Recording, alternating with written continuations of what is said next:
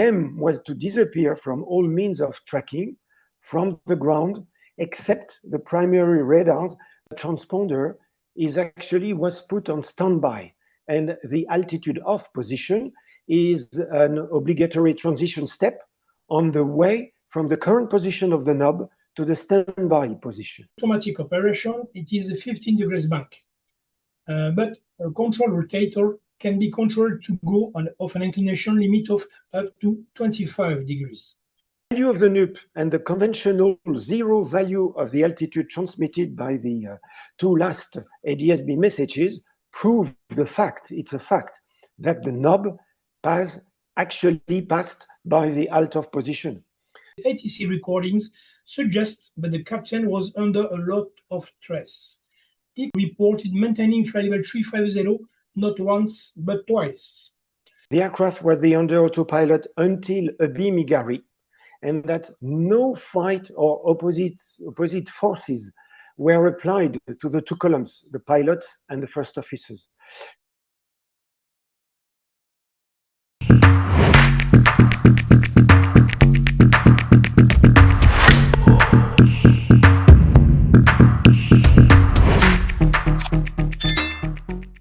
Good morning, good afternoon, and good evening to our audience from around the globe. This is your host, Sid, and it is wonderful to have you back with us for another episode of the Sit Down with Sid podcast, where we bring people together one conversation at a time. A quick reminder before we dive in. The disappearance of MH370 remains an unsolved global mystery. This podcast serves as an open forum for dialogue rather than an official investigation, and we appreciate your patience as we navigate these complex topics. The insights and views shared by our guests are entirely their own, and our objective here is to provide a platform to explore various perspectives and examine the data as we look at the timeline of events. Joining us today are Captain Patrick Blelly and Jean-Luc Marchand. Captain Blelly offers the technical precision and operational perspective of a veteran airline commander, while Jean-Luc brings decades of specialized expertise as a retired air traffic control systems expert. Together, they have spent years analyzing the MH370 flight data, challenging conventional theories, and applying rigorous forensic standards to the investigation. Captain Blelly and Jean-Luc, it is a profound honor to have you both here, and thank you for taking the time to join us today. Thank you for having us. Perfect. Okay. Before we dive in, would you both take a moment to give a little bit background about yourself to our audience who are meeting you for the first time, and what drew your attention to MH370? Okay, probably I will start. Jean-Luc Marchand, I am a retired engineer. My background is in automation and signal processing, and I began my career as a project manager at the European Space Agency. Then I was program manager at Eurocontrol for the safety of the air navigation. And then I joined the European Commission and joined undertaking CESAR for the ATC still.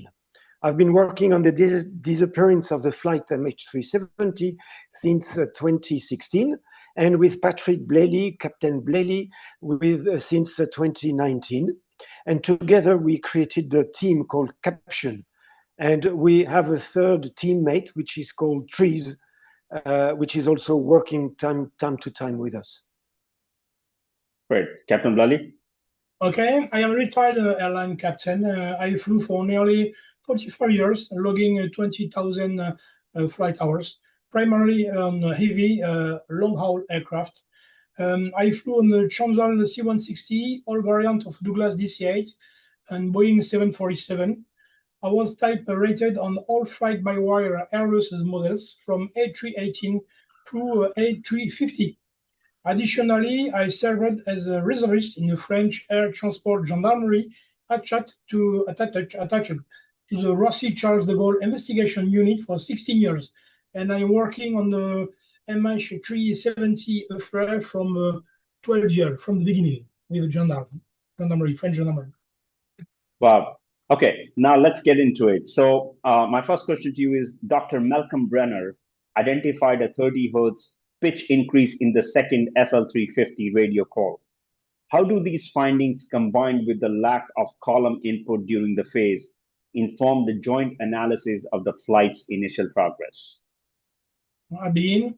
Dr. Malcolm Brenner, who is a human factors expert and has been employed by the NTSB, believes that analysis of the ATC recordings suggests that the captain was under a lot of stress. He quotes, "Without an ATC requirement, the captain reported maintaining flight level 350 not once but twice."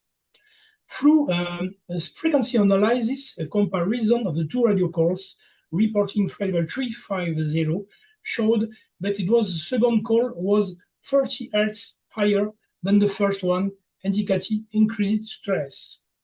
And third, in the final transmission, the captain spoke a rapid pace, indicating also stress. During the final transmission, the captain failed to recall the transfer frequency. Well, actually, on the operational side, if I may say so, there was no column input in the cockpit, which means that the aircraft was under autopilot until a beamigari, and that no fight or opposite forces were applied to the two columns, the pilots and the first officers. So this info, when we are sure of that, it's a fact, were delivered by the last two ADSB messages when the aircraft was exactly a beamigari. So as the aircraft was concerned, it was a smooth and calm flight until that time. Got it.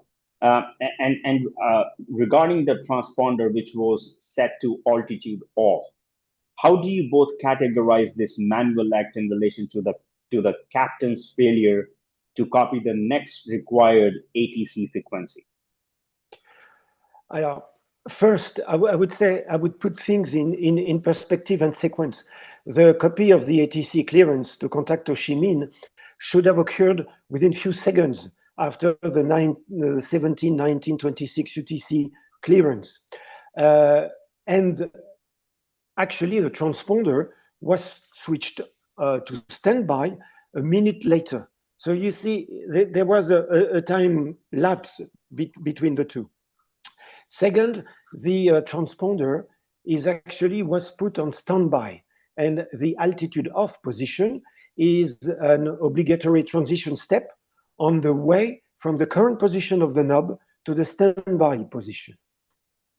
Our third teammate, Mr. Trees, analyzed the last two ADSB messages received at Genting and Kuala Terengganu stations, which included a parameter called the Navigational Uncertainty Categories on Position, NUPC. This is constantly monitored on board the aircraft. And the value of the NUP and the conventional zero value of the altitude transmitted by the two last ADSB messages prove the fact, it's a fact, that the knob actually passed by the alt-off position. The only possibility is that the knob was turned manually because it went through this position.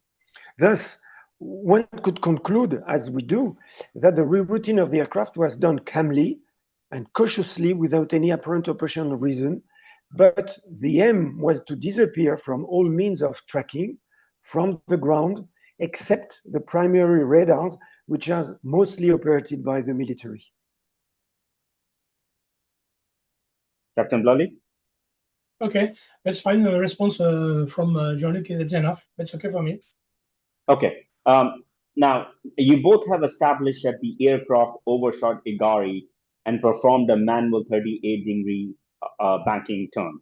Given that an autopilot control turn would have limited to 25 degrees, what specific flight data parameters definitely rule out any possibility of an automated system malfunction or ghost flight scenario during this turn? I don't want to go into too complex technical details, but the operation of the autopilot and the fly-by-wire controls have too many protection and operating laws, including the on-off inclination. In normal automatic operation, it is a 15 degrees bank, but a control rotator can be controlled to go off an inclination limit of up to 25 degrees. In manual mode, the bank can go beyond this, by an action of a pilot on the control column, or even be there punctually by the passage of the aircraft in a wave turbulence, for example. The autopilot control chains exclude any discontentment. Above 35 degrees, an additional force is exerted on the stick control cylinder. This Igari turn lasted 2 minutes and 10 seconds. It was indeed an action controlled by a qualified person in command to execute this tight turn by night and manually. If I may, I would add that actually the U-turn includes two turns.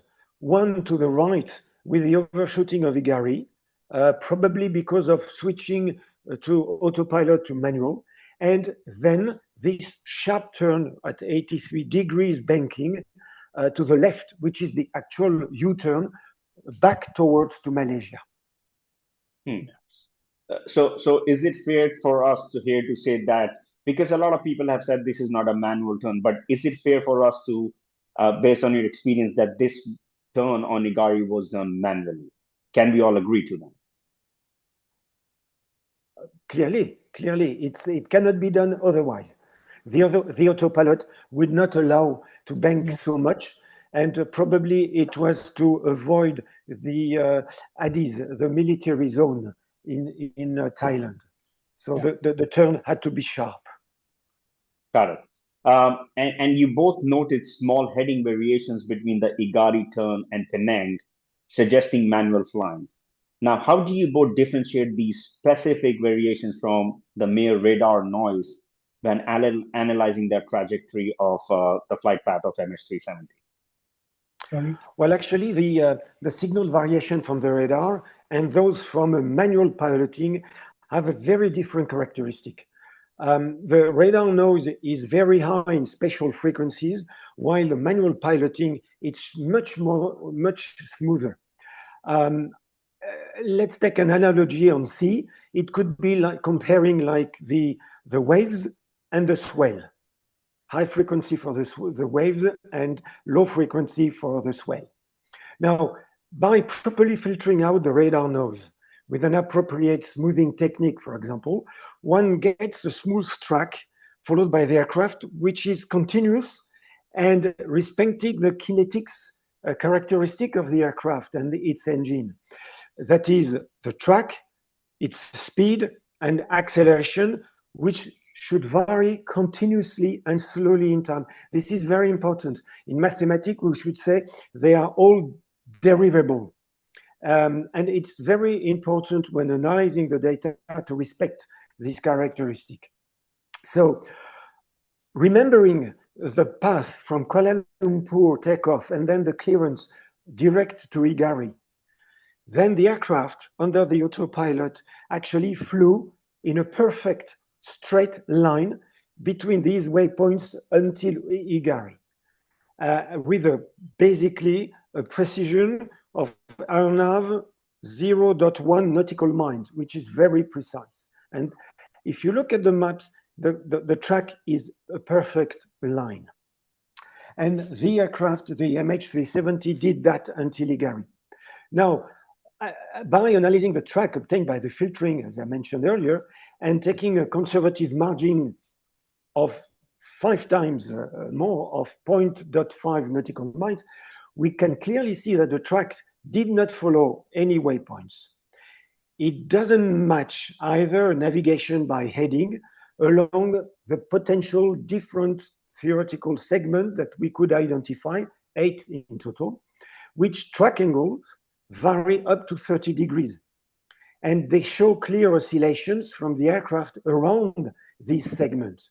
So this has nothing close to an aircraft flying in a perfect straight line segment, which he should have done under the autopilot. So that's why we consider that this characteristic of the track shows a manual piloting. It's almost a quasi-fact, if I may say so. Great. Captain Blelly? I do agree with Jean-Luc because of this trajectory between exit from Igari turn to Penang. It was not a straight line, and it's impossible. This trajectory would be in radar noise. This is a manual piloting because too much variation of heading and of altitude. It's not possible only radar noise. I do agree with Jean-Luc. This is manual piloting on emergency system on board, electrical on board. Okay, great. Now, I want to talk about the first officer's phone. It registered with the CELCOM tower at 17:52:27 UTC. Now, how does this detection, combined with your testing data, lead you both to conclude that the aircraft must have descended to approximately flight level 300? The connection of the co-pilot's phone is a major part of this investigation into this tragedy. Before talking about the round of the phone, I would like to clarify. CELCOM confirmed that it was indeed the phone number of the co-pilot that had logged on the antenna of BB Falim 2 in Penang. So we are certain that the plane was actually over Penang, and this is an indisputable fact. This therefore excludes any crash of the plane in the China Sea, because this phone worked at 5:52 p.m. UTC, well after leaving the overflight of the China Sea. And to wrap up this subject, I would also remind you that the MH370 continued to respond until 7 hours and 37 minutes after takeoff, when it ran out of fuel. It was also the co-pilot who made his phone code to start it, and not another person. For a trainee pilot, at the end of his qualification, it is forbidden to turn on his mobile phone in flight, and therefore, if he turned it on, it is because he needed it, and I don't think it was a personal call in this situation. It's very unusual because the co-pilot is in seat, has a microphone as its right hand, and the radio control as its left hand. If he was in the cockpit, why didn't he use them? Yet, he did turn on his phone. This made us think that he was no longer in the cockpit, and having seen to the right plane the city of Penang, he would have tried to communicate through his mobile phone to pass on a message that probably something unusual or serious was happening on board. According to the diagram of the mobile phone antenna on the ground, at a passing and horizontal distance about 18 kilometers and the height of 30,000 feet, the phone must have been at the limit of a 1 power bar and therefore could only log on to the ground-based technical station, BTS, but at too little power to make a call. Great. It's okay for you? Well, basically nothing to add except that descending to flight level 300 is probably the result of few things. It was probably freezing a little bit in the cabin. The cabin was depressurized, and it was probably more comfortable. And at the same time, Patrick would confirm that flight 300 is kind of an optimum flight level for speed. So Jean-Luc, I know you said the cabin was pressurized, just you said. My question, just I want to ask is, does that sound more towards like the hypoxia theory, if that was the case, the depressurization of the cabin? Well, actually, Patrick is probably better placed than me to answer, but globally, what we could see from the data, and we probably talk about that a little bit later, but we could see that the aircraft descended after the U-turn of Igari. There is a gap in the data, and the gap can only be explained because he was out of the radar visibility, the horizon. And to do so, he had to be descended to a certain extent, if I may say so. Which means what? There was probably a scenario of making the cabin passenger and the cabin staff to believe there was an emergency descent because of depressurization. And then I could let Patrick explain, but that's the idea. Patrick? Sure. Yeah, we think he descended, yes, due to depressurization scenario for passengers and crew in the aft cabin. Yeah, but I don't think it was hypoxia for all people in the aircraft. I think somebody in command was oxygen mask on it, and I think it was a voluntary action to perform this depressurization. It's not an emergency pressurization, because if it was an emergency scenario, the pilot in command must to go to the diverging airfield to land as soon as possible for passenger near him. And we have any emergency message, any emergency communication, any diverting to another airport. It was only a situation made by one people at the command for we don't know what, but this one people made this scenario of depressurization and to continue his flight until the end, until the death. Okay. Now, you also both argue that the aircraft utilized the captain's VOR-1 to track towards Wampi. Now, what does this indicate to you both about the pilot's resource management while operating under the RAT power? Yeah.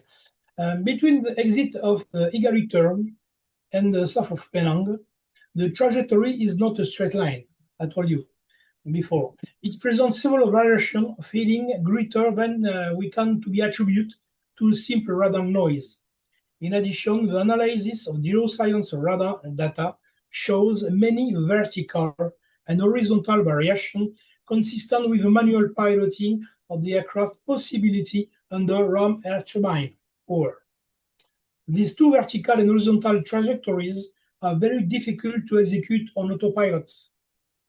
According to our theory, when the aircraft is flying on a RAT power with only standby system energized, the only available navigation aid is VOR-1, located on the captain side. This is an older, easy-to-use system that allows the pilot to visualize a boundary line not to be crossed, such a national border, or to navigate toward to a specific waypoint using a radial from a radio beacon. We therefore believe that the tracking of the Thai border and the precise overflight of Wampi waypoint were accomplished using this system, VOR-1. Mr. Marchand? Well, nothing to add.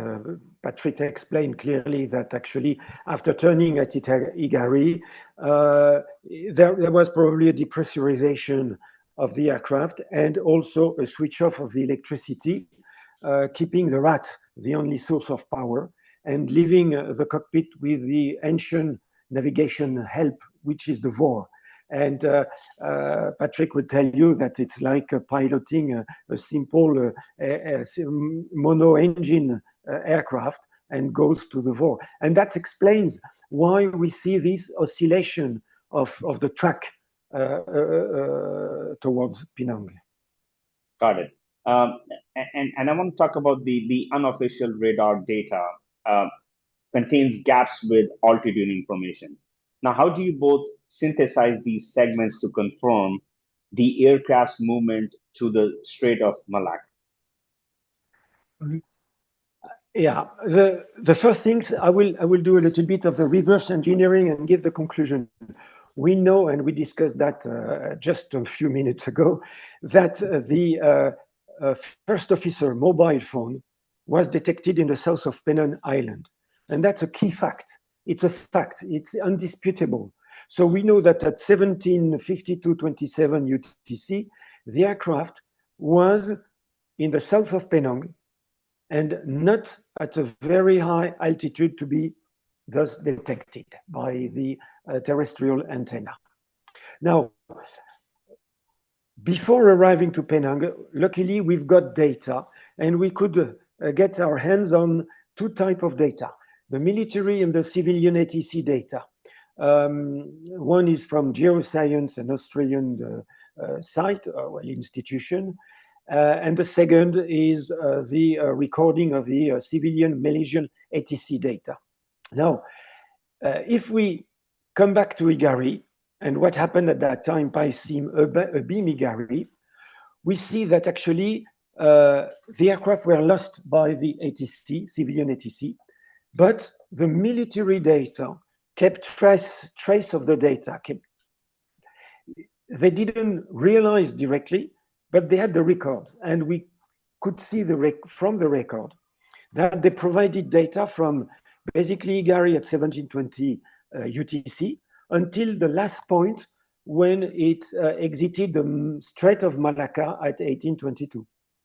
And then the civilian ATC radar data provide raw data from a bit later, actually. It's 1730, so it's 10 minutes later than the military, and stopped basically at the same time around Pulo Pelak Island in the Strait of Malacca at 1801.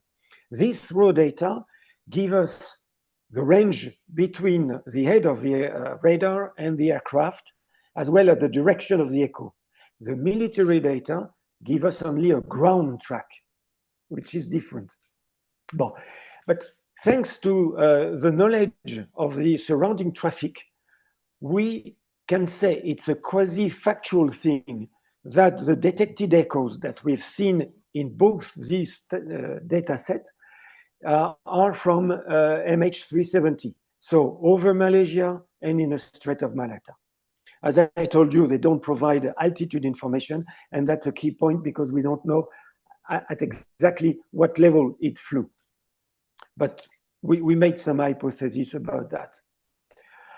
They both provide continuous ground data, but they include gaps, and you mentioned gaps, and these gaps are very interesting because non-information is actually an information by itself. Because if there are gaps, it means that either it's outside the range of the radar, or when it's within the range of the radar, it's below the horizon of the visibility of the radar.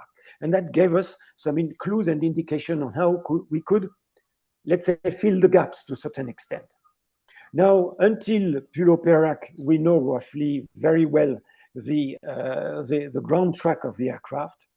And then we have a large gap, and the military gave an only unique point at 1822, at the very exit of the range of the military data.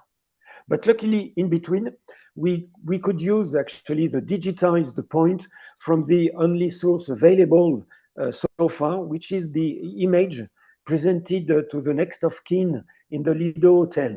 And we digitized this point. And so we could, let's say, complement the gap by dotted line, if I may say so. And clearly, the way and the path shows that the aircraft from Igari to Kota Baru, Penang, Strait of Malacca, and exited on the northwest of the strait. Yeah. Captain Blelly, do you have anything to add to this?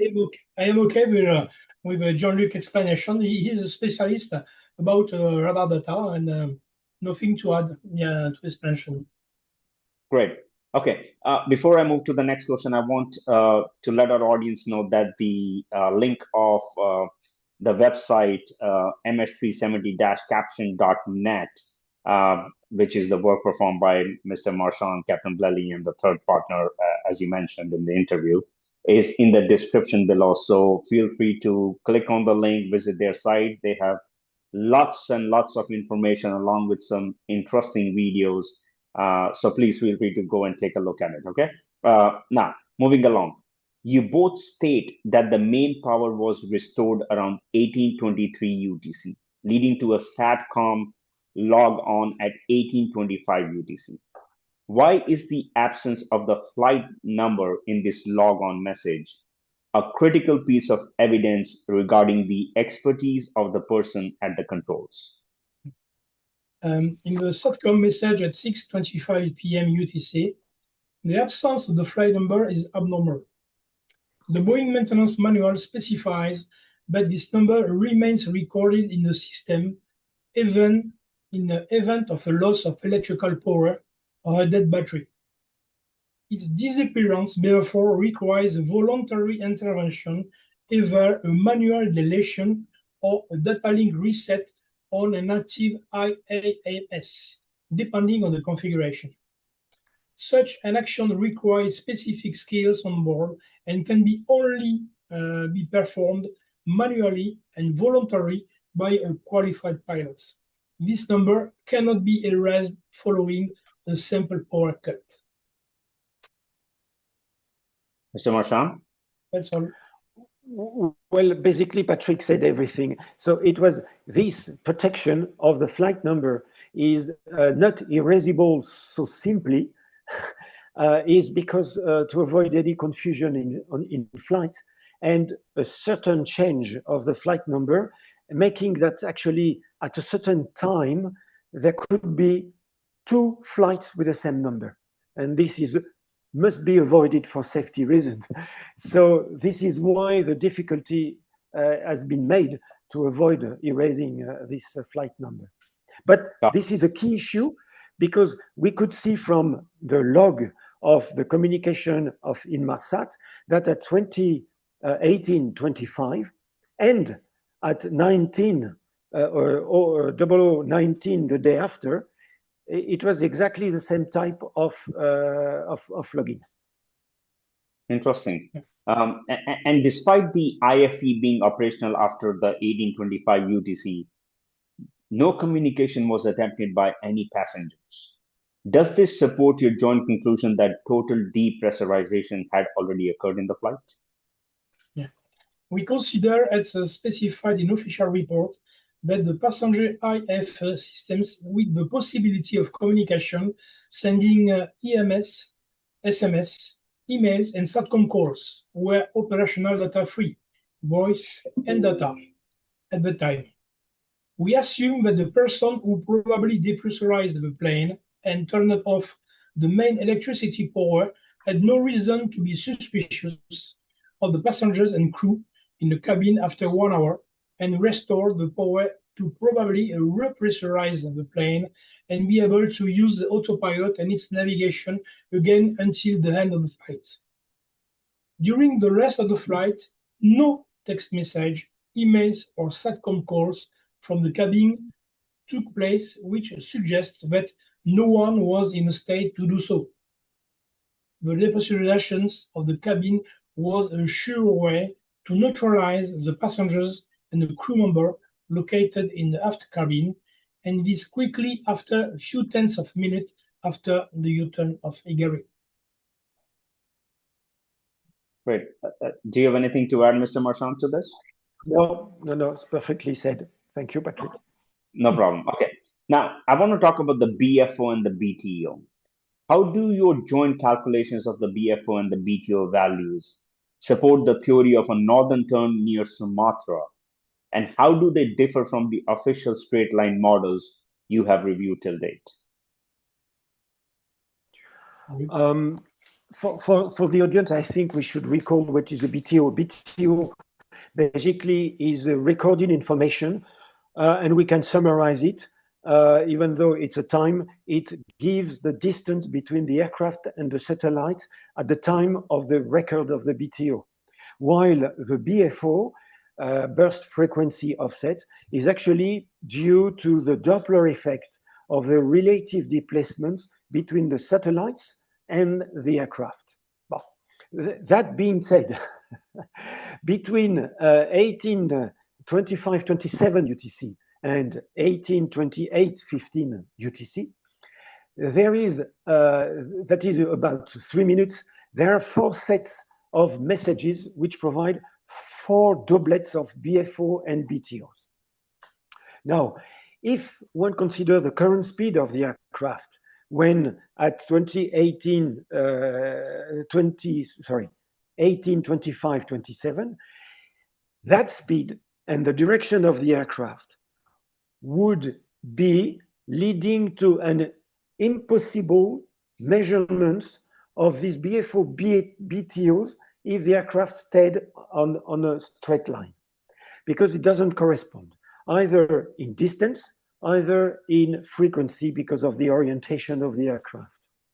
So we look at that, and if you look at the other studies which consider that, The official report talks about Arc 1 at 18:25:27, while Boeing spoke about or talks about Arc 1 2 minutes later, which means that they are not consistent. Nevertheless, it means that probably that each study, the other studies, used the one they preferred or they liked most. In our case, we looked at all these doublets and we took them and we say, okay, what is the trajectory that the aircraft could satisfy these BTOs, BFO?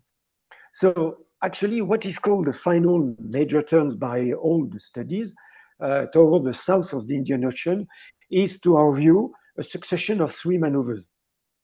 And the directions are given by the, let's say, by listening to the BFOs. So the first maneuver is a right turn to the north, followed by, like in Igari, a sharp turn to the left, trying to recover probably the route P66 to 7, and followed by a segment of 11 minutes and another turn to the left to the south, heading 180 degrees. So altogether, these constitute the turn south to around Sumatra and leading to the south of the Indian Ocean. Captain Blelly? Was I clear? Yeah, I just add, it's compulsory. The aircraft didn't went to the direct to the satellite. He must make a right turn because the distance to the satellite does not reducing. And I think it's compulsory. The aircraft turn to the right at this time, as we find with Jean-Luc about BTO and BFO. It was not a straight line to try to be a turn to Sumatra, northern Sumatra. It was a right turn from the pilot in command at this time. Yeah. Got it. And I want to talk about the debris part now. So you both point to the flaperon and flap trailing edges as the evidence of a controlled ditching. My question to you is, why would a high-speed fuel exhausted descent produce a fundamentally different debris profile in your professional opinion? From the beginning, we are strongly doubted about the hypothesis of a descent at a very high speed, with the engines off. An impact close to Mach 1 would likely have caused the aircraft to disintegrate on contact with water and generate hundreds of thousands of pieces of debris, much of which would have floated for some time. However, to date, only 27 pieces of debris have been officially recognized, for about 60 in total. We therefore dispute some of experts' conclusions that the flaps were retracted for 3 reasons. First, if the 2 flaps of the right wing were aligned with this wing profile and retract, there would be no reason for a trailing edge to be cut identically. It's unrealistic to say that they were broken by the airstream during overspeed descents. And third, the fractures of the flaperon and the right flap at the first rivet line show they were lowered and impacted by the water horizontally at about 250 km/h. This cut has been demonstrated by the scientist and leading specialist in fluid mechanics, Mr. Ageris Kamourakos, and the piloting ditching has been agreed also by the well-known enquirer Larry Vance. Finally, I recommend you to go and see on the web the debris resulting from these 3 known crashes at high speed around Mach 1 into the water: Swissair 111, Silker 185, and Egypter 990. You will be able to see that what remains of the debris of these planes looks nothing like the known debris of MH370. Not a single piece has kept its original shape, which is not the case for the flaperon and the right flap of the MH370. Different. Jean-Luc is okay with me?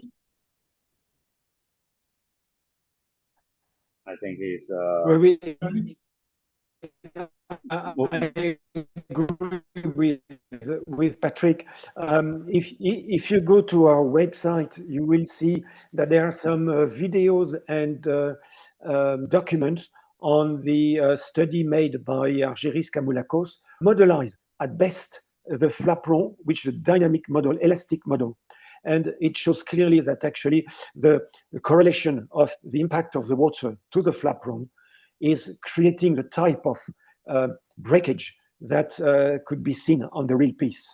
And so, and in addition, there is absolutely no break, no heat, no bumps on the front side of the leading edge of the flaperon, which shows that actually it could not have hit the water hard. Okay, so I just wanted to share your website while you bring it up. If there is any place you want to point out for them to look at it, you can let us know and we can point it out here if you want. Okay. So the first is the one you are on. The what ATC data reveals is absolutely a mandatory video to watch, because it's a 20 minutes which explain the full trajectory of the aircraft from Kuala Lumpur up to the disappearance of the radar data, the military radar data at 1822. The second one is shows what Patrick was able to fly as the profile. Once we could derive the profile and the altitude of the aircraft, Patrick could be able to simulate, based on the ground speed given by the track, to simulate over the ground, the track on the ground, the altitude and the climbing and the descent of the aircraft a long time, and south to Penang and up to the Strait of Malacca. And it was close to the second. So it means that actually the simulation shows that it's absolutely realistic. Right? And if you go below, you will get the report. The pilot trajectory report. Is that what you're talking about? Because the one above was actually the tracking of the boats searching the aircraft, but actually the campaign is over now. And unfortunately, they covered only a portion of our area. So the bit which is southeast and outside the rectangular, the white rectangular, is unfortunately was not covered. A little bit. If you show your hands, yes. Go to the B of Blelly. Go to the B of Blelly. On the image. On the image. Right here. Yes. Go to the B of Blelly. Okay. Go to now the orange parts a little bit. Sorry.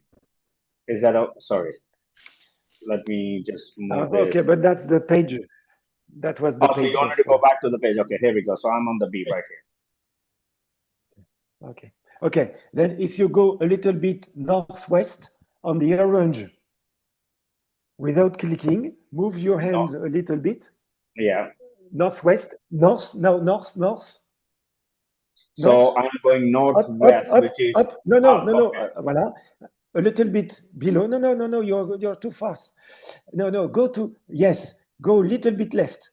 A little bit left. Go on the orange. Okay. Still. You're not on the orange. Yes, a little bit on the right. That's this zone has not been covered. Yeah. Oh, okay. And do you mind telling our audience what is your? It's good that we are bringing this up. What is your the area that you think where you believe the plane, the wreckage lies? Is it, if you don't mind giving us the latitude? I'm just trying to see if it's written here or not. Patrick, you want to say it? Yes, we think this is our zone calculated with BTO, BFO, and aeronautical trajectory. I calculate this trajectory with the fuel on board, the meteo data, and all things. And we think our aircraft is fallen down in this zone, in this place. Yes, it's not a bigger one, but At this time, this is bigger than a high-speed descent dive from the aircraft over groups. Yeah. The problem is in 2025, Ocean Infinity didn't check about all our zone, only northern part of our zone, but they forgot to check our southern part, center and southeast part, because Ocean Infinity went only from 7 arc to 45 nautical miles, and our zone is between 7 arc to 67 nautical miles out. And they forgot a large piece of our zone. Maybe we don't know today if the aircraft could be inside this place or not. We cannot be sure, but we cannot know if the aircraft was in this non-checked place. Understand? So the our location is basically 95.7 south and 93 east. Okay, Yes. 97 south and 93. That was your question. Yes, that's where you think. This is our calculation. Yes. Okay, perfect. Thank you so much. So it's great that we shared this while this interview, so the people can actually, once again, as I said, you have lots and lots of information, and people can definitely go to your site and maybe reach out with inquiries as long as they are based on evidence and facts. I must state that to the audience, because that's the route Captain Blelly, Mr. Marchand, and the third partner, I'm sorry, I forget his name. Mr. Trees. They appreciate any feedback you can give to them as long as it is based on evidence and facts. They will be more than happy to welcome that discussion. Okay. Okay, guys. Now, the question I want to ask you is, you both correlate the final 0019 UTC SATCOM protocol with ELMS load shedding. How does this final data point allow you both to narrow down the impact zone and correlate it with the debris recovered in the southern Indian Ocean?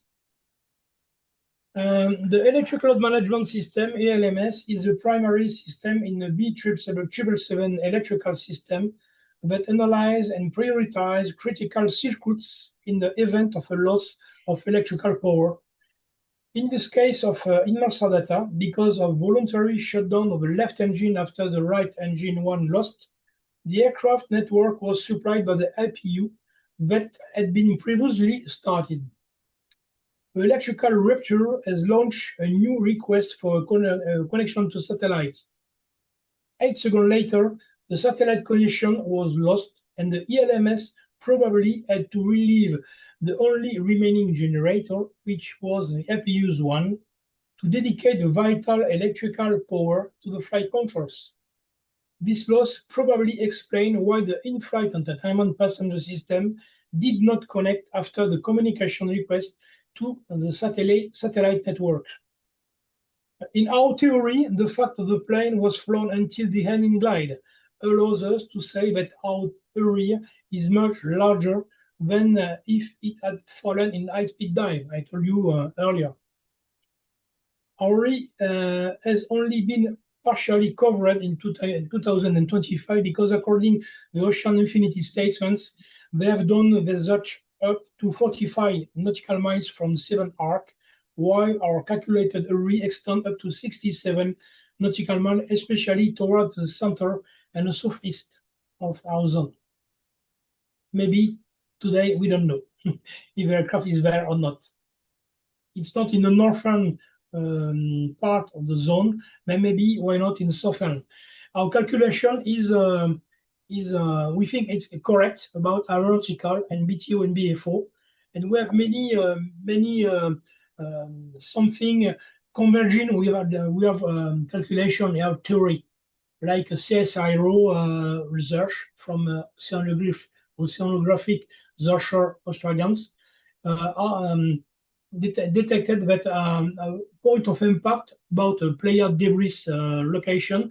The point of impact from CSIRO is 8.5 kilometers from our zone. 8.5 kilometers is close from our zone. I think with some information are converging with our theory, Jean-Luc and mine. Jean-Luc? Well, nothing much to add except a few precision on what happened concerning the Inmarsat logs. Actually, at 0 hour 1931 UTC, there was a login, which was completed successfully, exactly the same way as 1825 when the SATCOM woke up again. Then there was some exchange about the assignation of the channels, frequencies, so the P channel and R channel completely successfully. But as Patrick said, the in-flight entertainment system, the application for SMS, emails, could not log on, could not connect, and so nothing happened. So here there was an abrupt interruption, and during 1 hour, basically, there were no exchange except three attempts by Inmarsat to check to see whether the SATCOM was logged, and there was no answer. So basically, that's how it happened then. Right. Is there, so these were the questions I had for you guys for today. Is there anything that you think must be added? If you want to add, please, I would give you as much time as you want in case if none of my questions covered something that we missed. Please go ahead. Patrick? For me, nothing to add. We talk about the trajectory, only trajectory, because I wrote a book on all things, on the environment of passenger, the pilots, and the family, the medical data. But today we're talking about only trajectory. And we have our theory, maybe it's not the true one, maybe it's a better one, we don't know. Maybe we have many theory today on the web, but ours is demonstrated. We have some analytical calculation, BTO calculation, and maybe clues and evidence of our theory is correct, is possible, and maybe we do accept if we have our theories better than ours, but we don't know. But today we have only this one, and we think all data are correct, and we do our best to find the best trajectory of this aircraft in March 2014. Wow, Mr. Marchand? Basically, what I wanted to recall is that the flight level and the trajectory was based on Patrick's, Captain Blelly's computation of fuel consumptions, which is a key issue. And that gave the time and the distance covered by the aircraft. And based on that, the trajectory we found fully complies with the BTO, BFO, which were measured after the final major turns. So we're fully compliant. Now we are sad that OE could not cover the full extent of our recommended area, but we remain confident in the sense that we think that the aircraft should be not far away from the area we recommend. It would be like, I think it would be so great if OI and Malaysia kind of do another agreement for them to kind of cover further area, but as I said, that is to be seen, nothing has been finalized, and we don't know what's next, Yeah. You're optimistic. I'm not sure. I'm not sure. The feeling is that we are not sure that OI would like to go back, because they have industrial or let's say industrial objectives and commercial objectives. So looking for the MH370 was kind of a window pane exercise to show their capability, their new facilities, their fleet, but they have done so. So will they have this converging? The chance and the luck was that this commercial was converging with a family wish and the Malaysian, let's say, semi-wish. And that was great, but I'm not sure that this will continue in the future. Wow. Well, on that note, I would like to address our audience, and I want to thank you all, first of all, for the incredible support you have given us throughout this entire coverage. If this conversation moved you, please share it. In a world of fleeting digital noise, our collective attention is the only thing that keeps the search for the truth alive. By listening, you ensure this story and the 239 souls it represents are never truly lost to the deep.